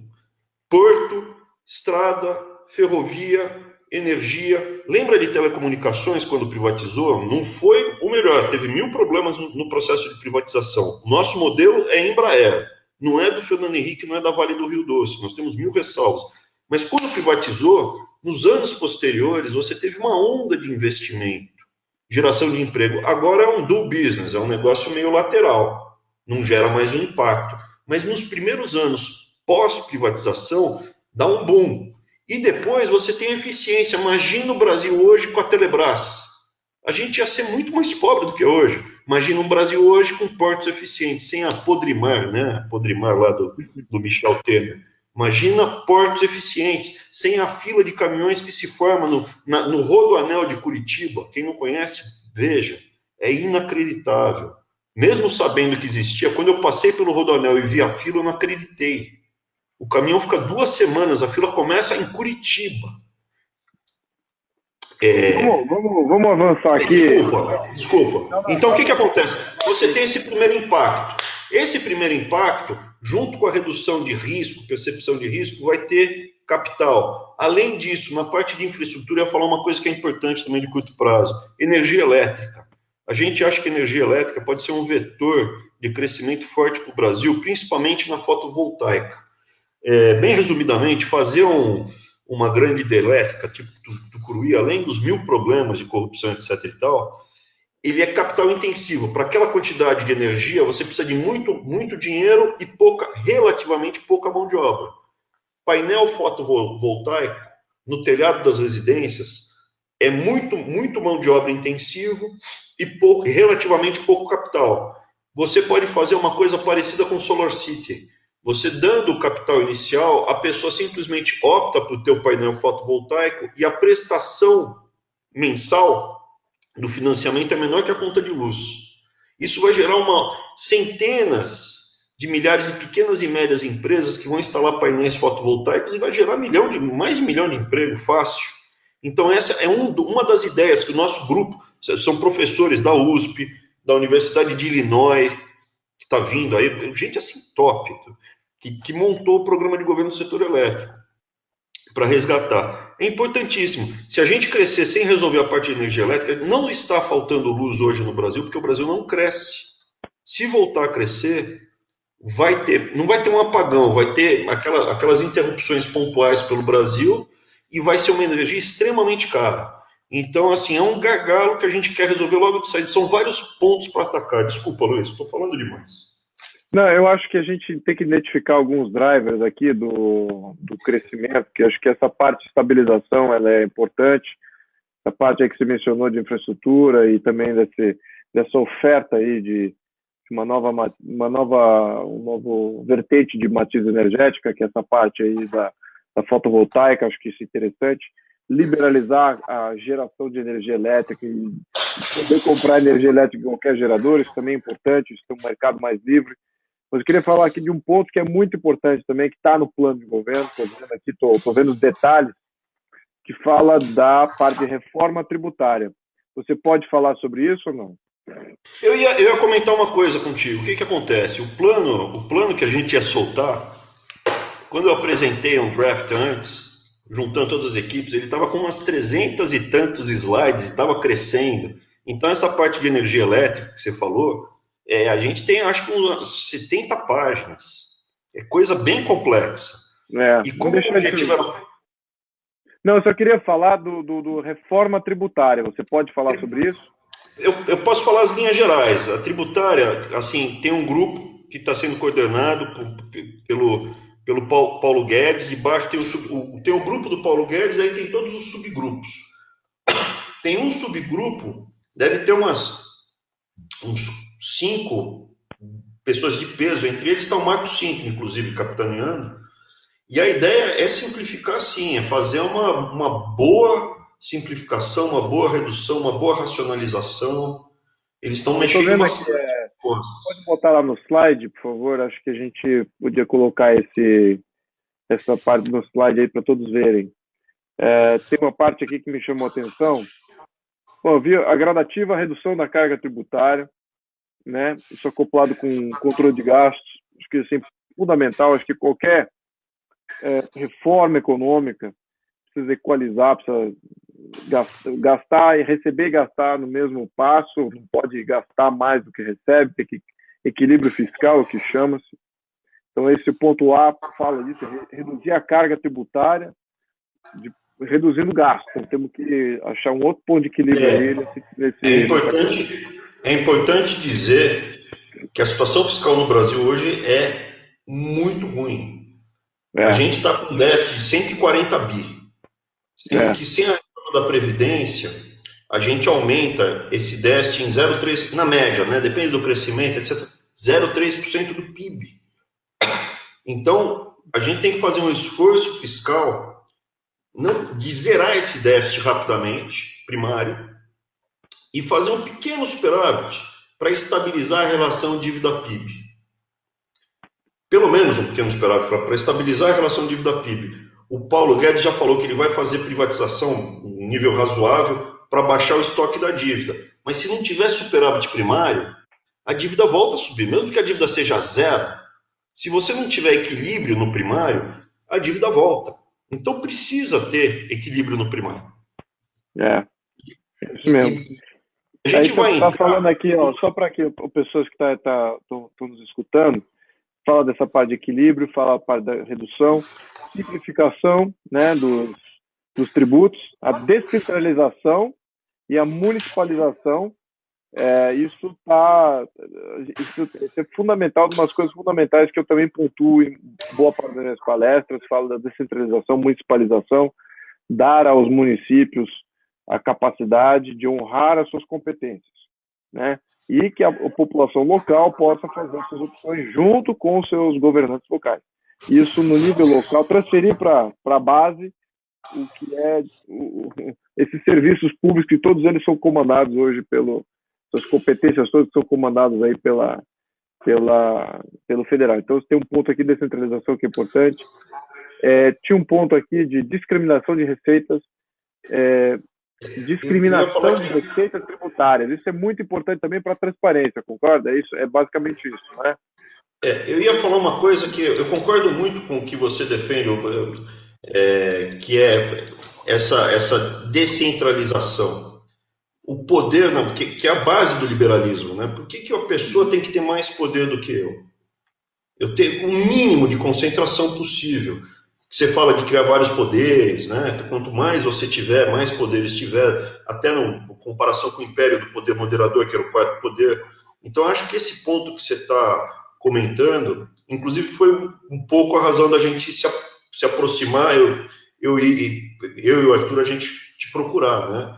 Porque a gente gostou muito das suas ideias. Eu acho que, inclusive, ela reforçou muito aqui no plano coisas que a gente estava escrevendo. Então, tá bem, são pontos muito relevantes, porque isso que a gente está discutindo aqui, evidentemente, você, a gente é apaixonado pelo país. Vai falar, o Brasil, potencial de ser um país fantástico, muito melhor que o Chile. É um absurdo a gente ser metade do Chile. O Brasil é metade hoje. Per capita, metade do Chile é um absurdo, com um nível de morte. Isso daqui tinha que ser uma potência. Mas o desafio no curto prazo, porque o que acontece? Isso daqui é importante. No curtinho prazo, a gente tem aquele potencial, então às vezes a gente começa a conversar de como pode ser maravilhoso. Mas a gente está, assim, na beirada de virar a Venezuela. Está muito próximo. Isso é importante ter em mente. Então, o desafio que a gente teria nesse primeiro de saída é colocar a bola no chão, é reorganizar, é parar com loucura. Eu acho que esse ponto que me chamou muito a atenção nas suas ideias é, num segundo momento, construir os pilares para aí o Brasil voltar a ser um país realmente grande no nível mundial. E aí traz as discussões de como reorganizar as estruturas de poder. Agora, no curto prazo, o STF é guardião da Constituição e não estuprador da Constituição. Hoje, o STF, o que você vê ali é assim, eu fico horrorizado. Tem outro ponto aqui que eu acho que é muito fundamental aqui, que eu vejo nesse plano, que ele está vinculado. Tem uma parte do plano que fala de economia, que é a parte de abertura comercial, e tem uma outra parte do plano que fala de uma revitalização da nossa parte diplomática. Esses dois itens estão vinculados, né? Acho que se você adiantar lá para a parte da abertura comercial na economia, eu trabalhei em comércio exterior, trabalhei em empresas multinacionais. Não só trabalhei em multinacional, em banco internacional, mas também a minha pequena empresa, ela exportava para os Estados Unidos. Eu desenvolvi uma patente aqui no Brasil e acabei desenvolvendo mercado fora do Brasil com essa patente desenvolvida aqui. E aqui foi o último lugar que a gente registrou a patente. Ela foi registrada antes fora do que aqui onde ela era produzida. Então, isso é um descalabro. Então, nossa capacidade de transformativa, de pegar a matéria-prima e transformar aquilo num produto industrializado, no meu caso, era um produto até altamente técnico, na questão de tecnologia, fazer a vela de ignição, a patente é em vela de ignição para carro e para moto, e também o cabo de ignição. Então, uma tecnologia aí toda diferenciada que eu desenvolvi. Então, eu vejo que, assim, se a gente não começar a entender que a gente consegue fazer das nossas indústrias, ter uma revolução, uma segunda ou terceira revolução industrial no Brasil, recapacitar a parte industrial do Brasil, e aqui está dizendo nesse plano que é facilitar o comércio internacional, isso eu diria que é sine qua non de uma retomada de crescimento, até que em curto prazo, porque você veja, toda a carga, só para todos entenderem aqui, no comércio exterior, fala assim, como é que é difícil importar? Porque a alíquota vai a 100% do valor que eu importo, eu compro lá nos Estados Unidos por $10, aqui no Brasil eu já tenho que pagar mais $10 de tributo, ainda tenho que pagar mais o frete, mais o que, aí fica o valor do produto fica $30 total, ou seja, 3 vezes mais do que o valor lá numa loja nos Estados Unidos. Por que é isso? O Brasil é corrupto, não é nada disso. É porque a carga tributária que existe sobre as indústrias de transformação no Brasil, ela é altíssima. Então, eles, no comércio exterior, na parte de imposto de importação, eles fazem alíquotas para regulamentar isso, para a gente não quebrar a indústria nacional, né? Para você não importar coisas dos Estados Unidos da China, etc. E lá, como eles têm uma base tributária muito mais enxuta, eles vão ter sempre um produto mais barato lá fora, sempre. Então, aqui a gente tem uma carga tributária muito grande na nossa indústria de transformação. Então, eles, para proteger essa indústria, para não quebrar todo mundo e ainda ter uma indústria no Brasil, eles colocam essas alíquotas aí na parte de importação, imposto de importação, tem aí o ICMS sobre o frete, tem uma série de absurdos aí tributários que são ridículos do ponto de vista até de cálculo, mas eles fazem isso exatamente para a gente ainda ter uma indústria no Brasil. Então, vamos resolver o problema da raiz. O problema da raiz é o quê? Uma reforma tributária na indústria de transformação, e isso, naturalmente, vai facilitar o comércio internacional. Aí o brasileiro vai passar a ver o mercado com uma abrangência muito maior. Vai começar a ver, temos o mercado brasileiro, mas eu tenho aqui um produto que é feito com preço competitivo em mercados externos. Então, aí que começa. Então, a gente tem que olhar antes a nossa reforma tributária, como é que a gente faz isso. E eu já estou falando isso, agora não é nada novidade. Eu me lembro que quando eu adquiri uma certa consciência econômica, eu estou falando de mais de 30 anos, tá? Quando eu entrei para o mercado financeiro, eu tinha 18 anos de idade. Quando eu tinha 18 anos de idade, eu já escutava sobre a reforma tributária, que a indústria precisava ser revitalizada, e temos aqui poderíamos ser hoje uma China, etc. Eu já escuto isso há 30 anos, tá? Não fizemos nada, um impasse, um imbróglio político, ninguém quer decidir, ninguém tem força política e legitimidade para ser líder dessa grande reforma, né? Reforma tributária nacional antes, tá? E aí começa a fomentar a indústria nacional e naturalmente vai se abrir mercados. Então, aí você vai precisar, sim, de ter uma nova capacitação do nosso Ministério de Relações Exteriores, Ministério do Comércio, se é que ele existe, Ministério do Comércio, mas sem dúvida o Ministério das Relações Exteriores, para ser um abridor de mercado, um representante de tudo que o Brasil pode fazer, e a gente tem matéria-prima aqui que exportamos e acabamos importando o que é processado. A gente poderia processar tudo aqui no Brasil, tem muitos que não querem que a gente faça isso, exatamente para manter os seus países ainda viáveis, tá? É aí que entra a parte estratégica, que a gente tem que se desvincular desses grandes blocos aí, entre outra questão globalista aí. Mas eu vi aqui no plano do Bolsonaro que tem isso. Então, eu achei muito interessante, tá? E o Ministério das Relações Internacionais, o Itamaraty, está preservado, vai ser ministério, é um dos 14 ou 16, tá? Não vai fugir muito disso, não vai ser um corte expressivo no número de ministérios, e um deles que vai ser preservado vai ser o das Relações Exteriores, Itamaraty, mas aí com um viés ideológico completamente mudado. Evidentemente, uma das preocupações, o Mercosul, olha, muitas empresas investiram tendo o Mercosul como paradigma. A gente tem que respeitar e preservar todos os contratos que foram feitos. Então, as transições, quando legítimas, os acordos, quando legítimos, honestos, em sua origem, têm que ser mantidos e fazer uma transição nesse shift sem prejudicar pessoas que tenham se preparado para esse cenário. Mas sim, é o que está escrito aí. É mudar a postura ideológica, buscar eficiência, gerar bem-estar para a população que mora no Brasil. Fazer parceria, acordos bilaterais e fazer parceria com países que agregam a esse fomento comercial e talvez até uma blindagem política, ideológica aí da maioria dos países, né? Vamos lembrar que a maioria dos países vivem na lama, né? A maioria dos países não tem instituições, nunca vão ser democracias sofisticadas. A maioria dos países são despotizados ou por um sistema ou por uma pessoa, né? Então, essa é que é a grande, vasta, mais 180 países aí completamente avassalados.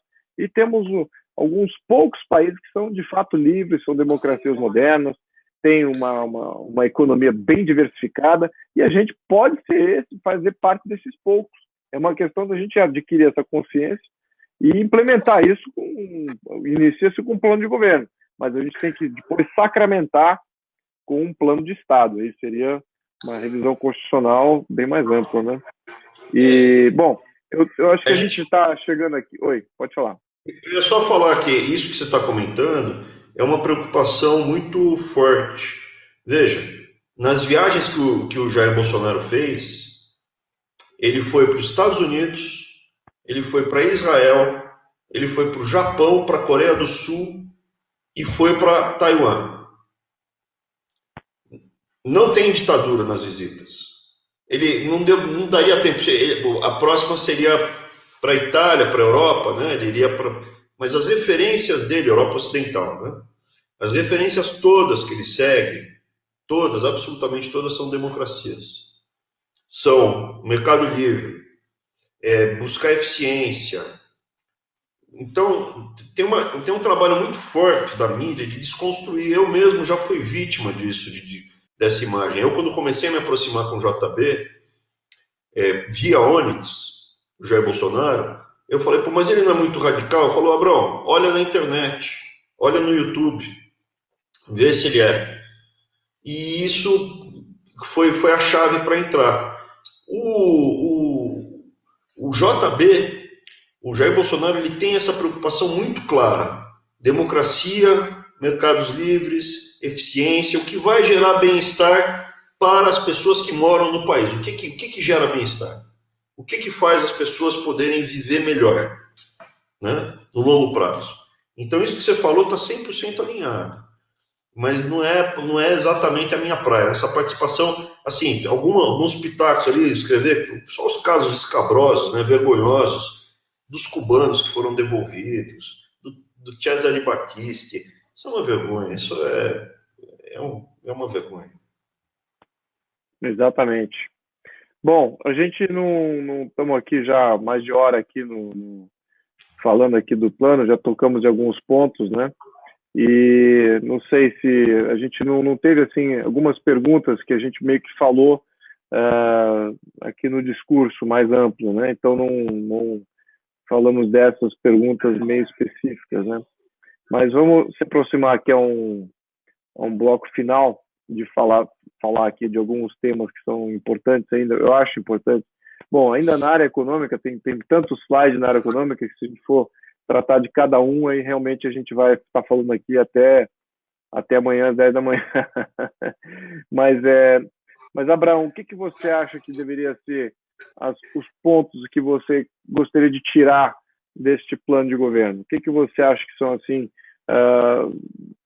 pontos fundamentais que você queira comunicar aqui, bem sucintamente, que envolve esse plano, para caracterizar esse plano e fundamentar esse plano na cabeça do brasileiro que estamos escutando?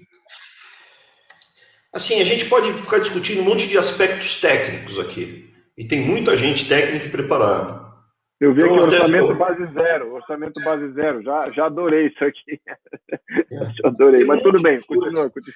Tem um monte de coisa que a gente pode ficar horas discutindo sobre aspectos técnicos. Muito.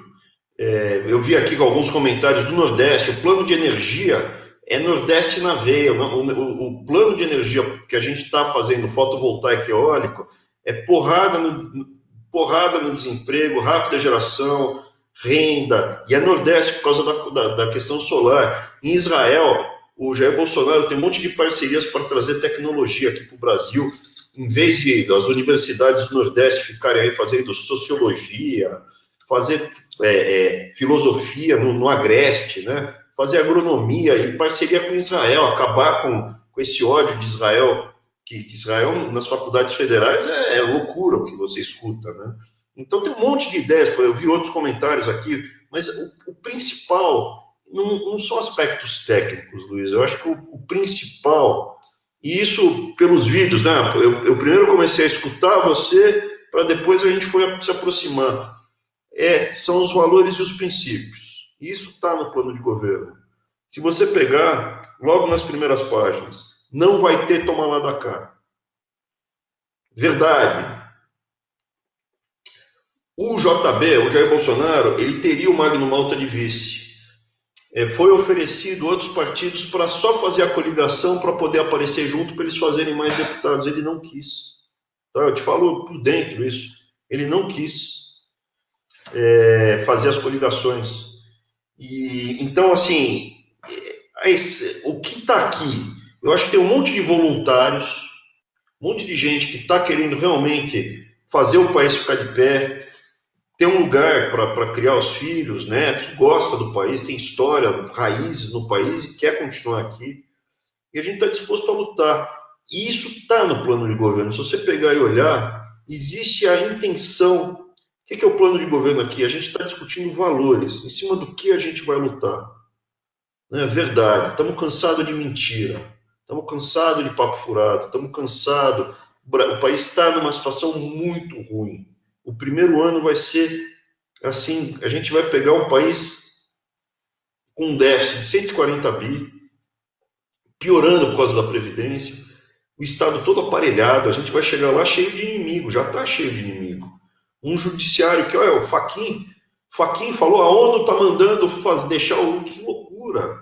Mas não é só esse, é o Lewandowski. O que você espera da economia no primeiro ano? Qual que é a previsão com esse... Só especulando aqui.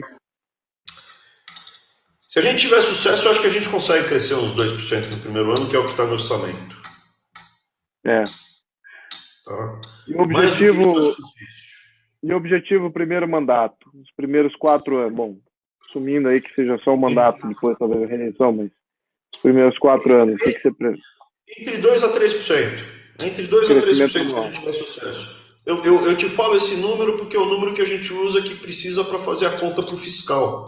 Pode ser mais? Tomara que seja mais. Se a gente tiver sucesso, pode ser mais. Mas para fazer a conta para o fiscal fechar, entre 2% e 3%. Com a inflação baixa. O mais importante, não é ter um spike de 4%, 5% e a inflação começar a escapar. Inflação baixa com crescimento. Previsibilidade para a pessoa falar, não, as coisas estão voltando a ficar normal, as coisas estão voltando a serem racionais. Pode ser mais? Pode. Se a gente tiver sucesso nas privatizações, pode dar um boom forte. Né? Se tiver sucesso, mas vai depender muito da resistência que a gente vai enfrentar quando aterrissar no governo. Eu acho que vai ter uma resistência muito grande das pessoas aparelhadas. O pessoal fala que não dá para cortar, não dá para cortar, não dá para cortar. Eu vi uns 8 bilhões ali só de ONG, dinheiro ONG, incentivo à cultura de não sei o que lá, de invasão, só loucura. Eu vi valores, e tudo quebrado, picado, espalhado pelo orçamento. Né? Porque eu acompanhava o orçamento do conceito abaixo da linha, como economista-chefe. Olhar acima da linha, você tem que ir para o Folha, destrinchar. Isso tudo tem dono. Por isso, até o conceito do orçamento base zero. O que você recebeu no passado, bonitão, não tem nada a ver. Me prova que você precisa receber dinheiro para atingir meta. Com saúde, educação, segurança. Mas ele está cortando verba aqui para cultura e isso vai reduzir vai aumentar o incêndio no museu. O dinheiro para o museu saía da Universidade Federal. Isso. Agora, o que eu tô achando aqui, o driver aqui de crescimento, e por favor me corrija, mas se for assim para focar, o que vai dar crescimento para o Brasil? Na minha opinião, são 2 coisas. Primeiro, segurança.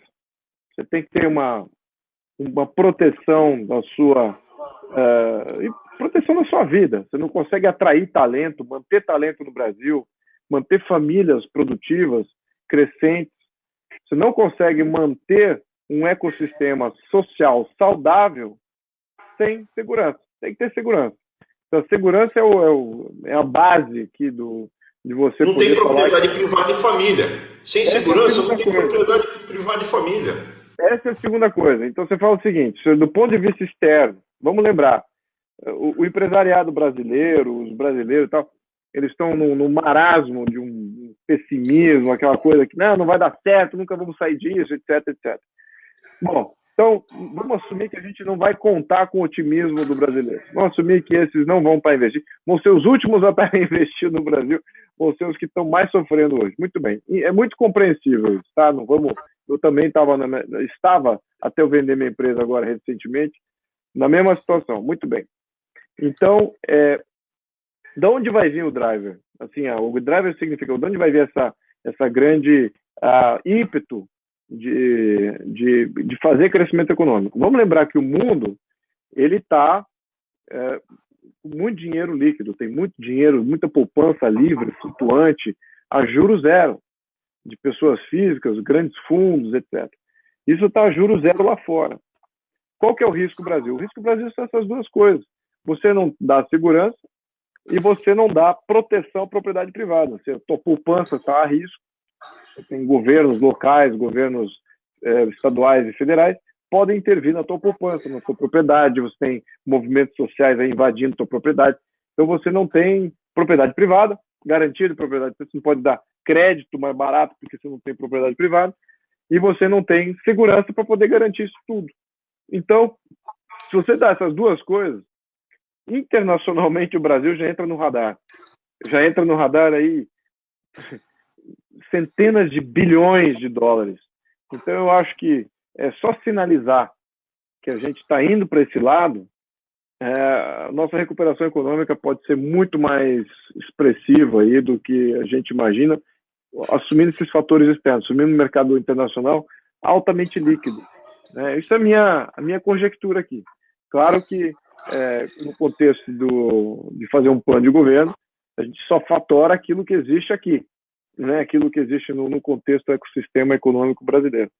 Mas, enfim, queria só dar essa parecer. O que você acha disso, Abraão?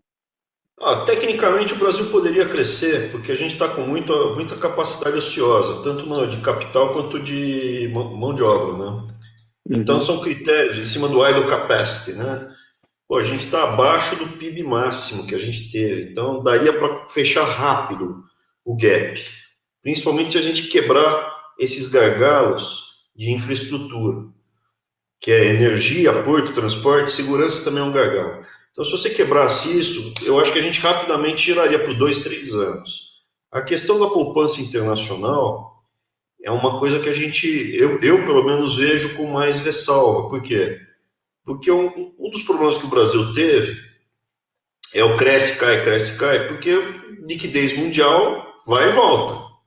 Então, os Estados Unidos está crescendo. Em algum momento, a taxa de juros americana vai subir. A curva americana já deu uma pequena subidinha, né? Essa tremida que deu nos mercados foi essa pequena subidinha. Então, uma das preocupações que a gente tem é o Brasil ter uma poupança interna mais alta. Para a gente crescer 4% ao ano consistentemente, a gente pode crescer 4% durante 2 anos, porque a gente está com capacidade ociosa. Então, dá tudo certo em caixa, pode ser que dê 3, 4, 3, ou 3, 4, 5, pode dar. Só que não continuamente. Por quê? Porque a gente tem que ter 2 vetores para crescer 4% ao ano.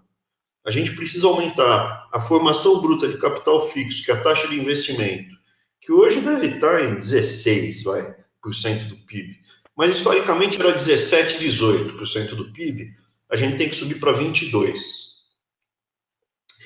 E você precisa ter uma poupança interna que financie isso, porque se você não financia isso, a poupança vem de fora. Se você tiver uma poupança interna de 16%, tem que trazer 6% do PIB de fora, é déficit de transações correntes que vem de fora. É uma identidade. E 6% de déficit de transações correntes é certeza de crise. Acima de 4% já é crise.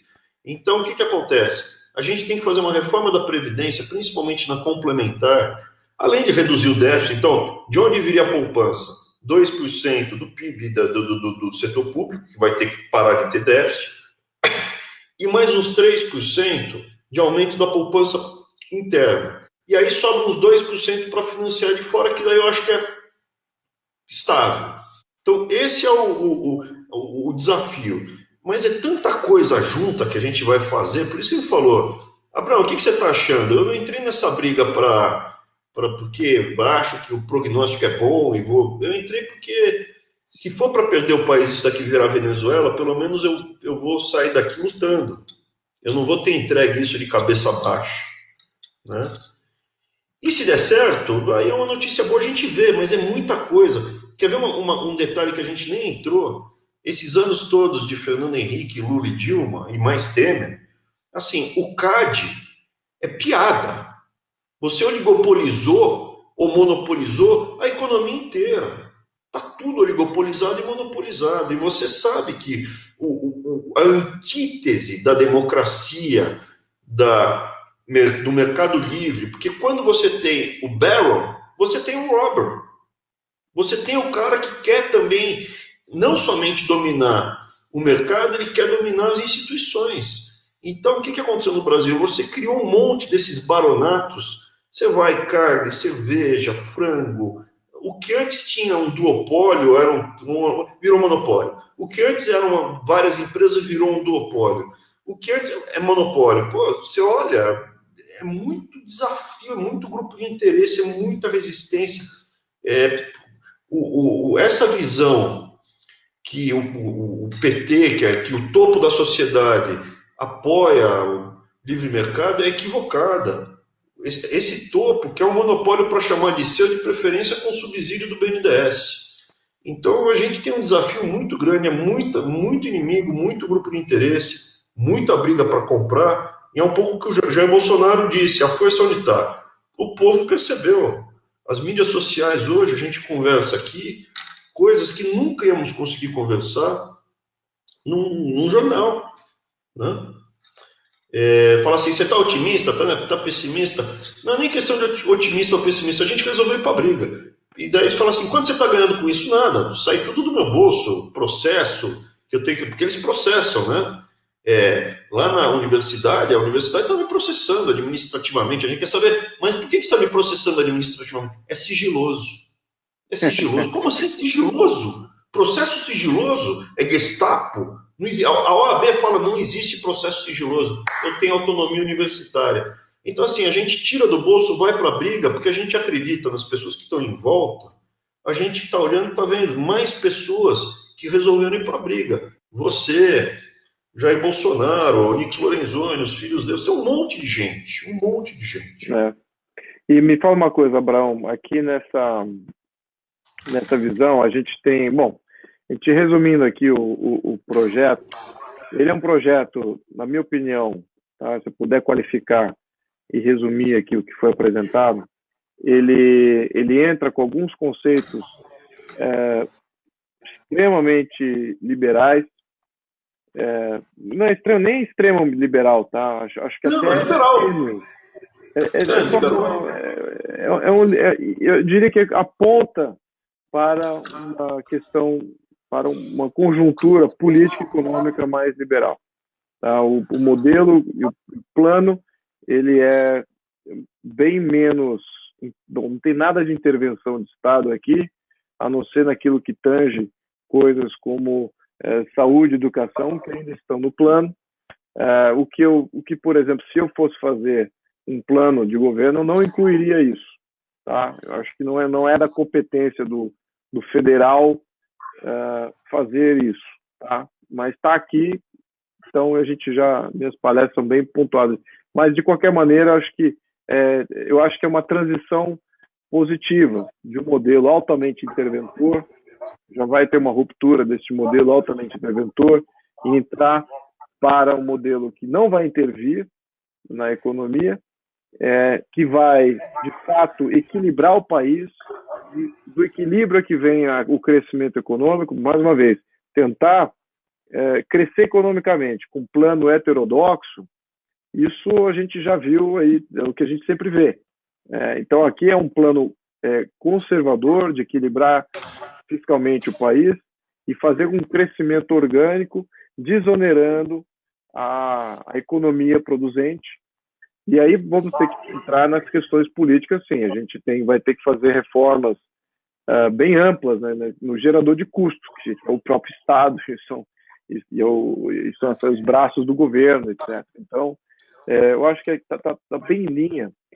E, enfim, eu estou bem otimista. Agora, o que eu tenho para falar aqui, que é uma das coisas que eu falo em palestra.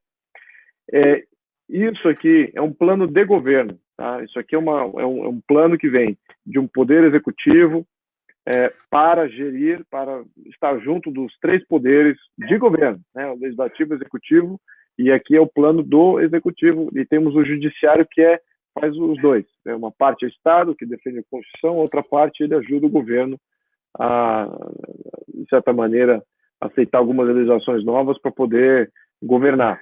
Vai ter que ter esse empenho também dos 3 poderes, tá? Para fazer tudo isso. Aliás, qualquer plano de governo vai ter que ter engajamento legislativo e parte do judiciário para fazer, abraçar esse novo contexto, tá?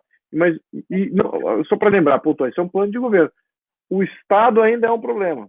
A nossa Constituição ainda é um problema, tá? Esse plano é calcado na atual Constituição, então está muito dentro dos limites aqui, que é aprovado, né? Não tem nada heterodoxo nesse sentido, ao menos não vi nada, e estou só julgando da minha experiência aqui de leitura da Constituição e fazendo críticas, etc. Talvez um jurista, quando entrar no detalhe, a gente possa ver melhor se vai ou não vai, se isso vai ser proibitivo ou não, mas a priori isso aqui me parece que tem sustentabilidade, ele se amarra, mas vamos lembrar que, ao menos é uma das coisas pela qual eu milito, né, aquela questão da revisão constitucional, né, para fundamentar alguns desses princípios que vão estar sendo introduzidos. Vamos lembrar, isso aqui é uma ruptura de ideias aqui. Sem dúvida. É uma coisa que nunca, como diria o Nove Dedos, nunca antes na história da República se discutiu esse tipo de coisa. Vamos só comunicar. Exatamente, a gente está... Mas dado que eu citei o Nove Dedos para tirar da boca, isso daí vamos falar do Milton Friedman. Milton Friedman tem uma passagem que é maravilhosa, que é o seguinte: o Estado não existe. O Estado é tijolo, prédio. A gente está discutindo nós, as pessoas que estão aqui participando. Sem as pessoas, o que me fez parar? Eu lembro daquele filme do Mel Gibson, O Patriota. Ô, bicho, eu normalmente estaria na minha plantação de tabaco lá na Virgínia, cuidando dos meus filhos. Não quero ir para briga. Deixa eu tocar minha vida em paz. Não. O cara vem, invade a minha terra, mata o meu filho, toca fogo na minha casa. É isso que eles fizeram com a gente. Agora eu vou pro pau. Parei, ok. Parei o que eu estava falando, agora eu vou pro pau. Então, assim, mais do que o Estado, eu acho que é uma coisa mais profunda. E por isso que você chamou a atenção. Porque você tem essa visão. Aonde tem que ir, para onde tem que ir, e o problema sou eu. Você descreveu, olha, eu resolvi entrar nessa briga. Tem um vídeo seu que você fala assim: eu resolvi entrar nessa briga sabendo que eu vou apanhar. Não é minha praia, mas o momento é esse. De vida, você falou de vida e da história do país. Então tem que ter mais gente, que cada um no seu quadrado, no seu caminho, no seu grupo social, né? Aquela efervescência que tinha, que aconteceu no Brasil. Você tem personagens no Brasil, num período ali da independência, né? Do começo do Império, que tinha isso, discussões profundas, e também na Revolução Americana. As discussões nos núcleos familiares, o momento de riqueza histórica do Brasil atual, eu acho que é ímpar, é muito forte. Esse tipo de discussão que a gente está tendo, quando que eu ia parar o que eu estava fazendo no banco, no mercado e tal, para fazer isso aqui? Nunca. Né? E é isso que me dá otimismo. Mas eu não me engano, porque o desafio do marxismo cultural hoje e a vulnerabilidade do país, aquilo da Venezuela Week, que teve aqui quando os caminhoneiros pararam, é muito mais grave do que vocês possam imaginar. Se a gente cavar a superfície, o negócio está muito profundo. Eu te falo isso pelo que eu vejo, pelo que eu estou descobrindo, que eu descobri nessas entradas aí, tanto na universidade quanto no meio político. Desculpa, falei demais. De novo. Não, você não está falando demais, você está falando a verdade, porque acho que é bom até relatar isso, porque, olha, você é uma pessoa altamente qualificada, com uma experiência internacional, nacional, em corporações e empresas aí extremamente relevantes, e esse fogo existe, e em todos nós, e acho que a gente tem que pontuar isso e manifestá-lo da melhor maneira que nos cabe. E essa é a sua maneira de manifestar essa sua vontade. E olha, muito bem-vindo. O momento é esse para você estar ocupando esse espaço. Tá? Então, isso, acho que essa pontuação até é válida aqui para entender, para ver quem é que faz parte da equipe também, né? Porque você, assim, todos têm aqui um sentido de missão que é muito maior do que cada um de nós. E a gente entende e tem essa reverência um ao outro, e os outros que estão também imbuídos dessa missão, porque sabe que vão precisar cada um do outro. Exato, né? Eu preciso, eu sozinho não vou conseguir, a gente precisa se juntar, porque eles estão unidos do outro lado. Eles atacam em bando, são covardes. Tem os heróis da multidão, os guerreiros do Facebook, né? Eles mandam o pessoalzinho na frente, os alunos na frente, mas estão lá fazendo a cabeça do coitado para levar processo, para ameaçar você. É isso aí. Olha, Abraão, onde é que a gente, para todos que estão nos assistindo, a gente vai dar uma encerrada, porque já vamos bater quase 2 horas aqui de live, geralmente é uma, mas a gente pode até fazer um second round aqui em algum momento futuro, mas para as pessoas que queiram acessar aqui o plano de governo do Bolsonaro, queiram te acessar, o seu nome, você tem uma personalidade no Facebook, não tem? Tem. Eu sou uma pessoa mais reservada. Eu, assim, apareço. O meu Facebook, se você olhar, eu praticamente não frequento ele. Mas olha, mas as pessoas não é vão difícil. querer se comunicar. Deixa o teu plano, deixa esse plano aqui disponível lá no Facebook, para as pessoas terem acesso, né, poderem fazer um Isso aí está no download. Facebook do Jair Bolsonaro, está no Facebook do Eduardo Bolsonaro, do Flávio, está no partido também. Então está em bastante locais aí, não está difícil de achar, não. O plano de está na própria Justiça Eleitoral, está lá. Então não está difícil de achar, não. Tá ótimo. Bom, então, olha, eu vou quero conversar mais, mas a gente, só pelo fato do tempo aqui, da audiência aqui também ter o seu limite, vamos encerrando por aqui, Abraão. Obrigado aqui pela sua exposição, acho que você deu bastante aqui, você deu um colorido extra. A gente não falou de todo o plano, porque de fato aí são 81 páginas, mais de 80 páginas, e tem detalhes aí que cada página tem muito rica em explanação, a gente vê que tem coisa por trás. Então, tem um monte de detalhes. A última versão, foi o Jair Bolsonaro alterou, ele mexeu, escreveu, isso aí que ele nem leu o plano de governo, alterou, mexeu um monte de coisa. Na última, inclusive, ele teve contato ao longo do processo todo. Então, assim, deu bastante trabalho e o objetivo dele é realmente passar uma mensagem de essência e das direções. Bom, então eu vou me despedindo aqui de vocês, meus amigos. Abraão, vou deixar você aí com a última palavra aí para fechar a nossa live de hoje, tá?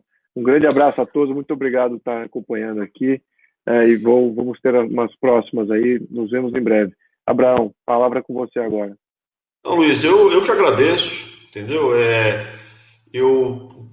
Quando a gente entrei nessa batalha, foi uma chamada pessoal. As pessoas, eu fui encontrando pessoas e as pessoas vão se juntando e é aquela imagem que eu dei. O Jair Bolsonaro é uma bandeira e você vê um monte de pessoas que antes estavam tocando a sua vida, como você. E você olha, você se identifica às vezes mais com umas do que com outras, mas se você não se identifica, pelo menos você respeita o colega de armas, né? No trabalho que primeiro vamos reconquistar o nosso país. É importante ter um país. As pessoas não têm dimensão que a gente pode perder o país. E uma das pessoas que eu gostei de ter encontrado ao longo do processo, so far so very good, foi você.